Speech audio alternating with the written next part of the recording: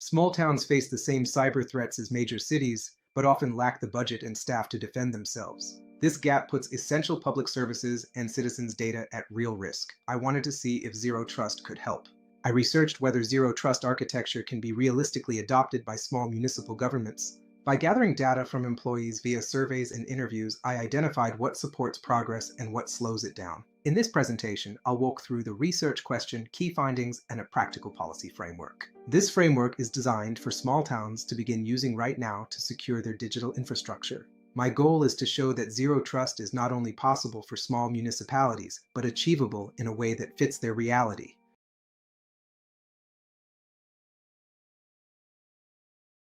My research started with a straightforward question. How can small municipal governments adopt zero trust architecture when they're working with limited resources, aging infrastructure, and skeleton IT crews? This isn't just theoretical, it's a real-world problem facing local governments across the country.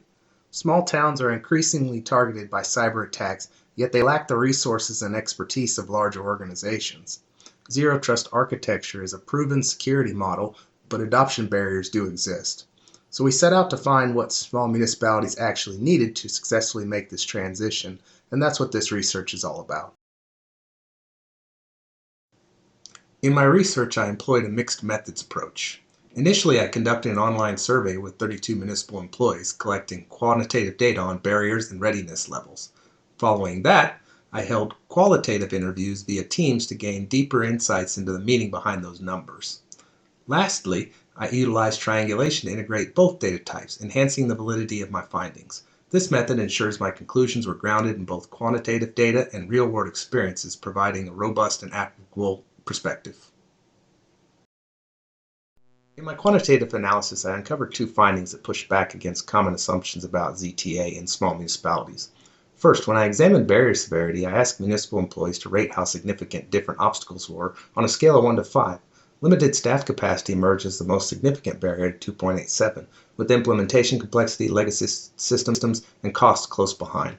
What stood out to me was how tightly these barriers clustered in the 2.4 to 2.9 range. They're meaningful challenges, but none of them rise to the level of unmanageable. The second finding is where it becomes especially interesting.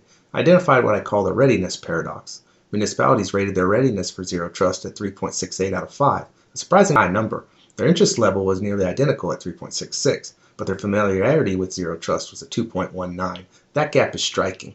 What it tells me is that municipalities believe they're ready to be genuinely interested in adopting zero trust, but they don't understand what it is or what it entails or how to put it in place.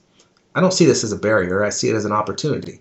With targeted education and practical frameworks, that familiarity gap can be closed. Here are 4 of the most common responses that I got back during the qualitative interviews over Teams.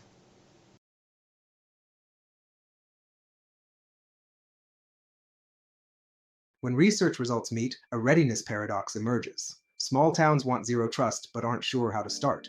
The good news is it doesn't require a massive overhaul. First, strengthen identity through strong authentication. Second, modernize devices gradually. Simple steps like consistent patching make a measurable difference. Third, segment networks practically. Basic VLANs can reduce risk without expensive tools. Fourth, enable logging to see network activity and strengthen governance with clear policies. Combined, these steps create a phased roadmap, making zero trust achievable for any small town.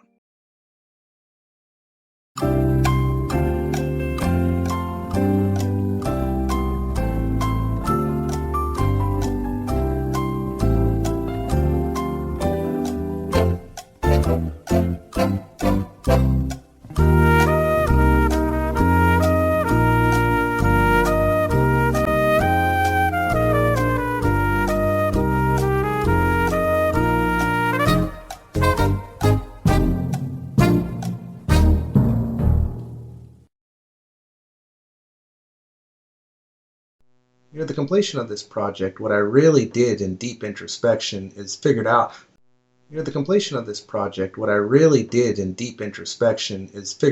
that there was a lot of future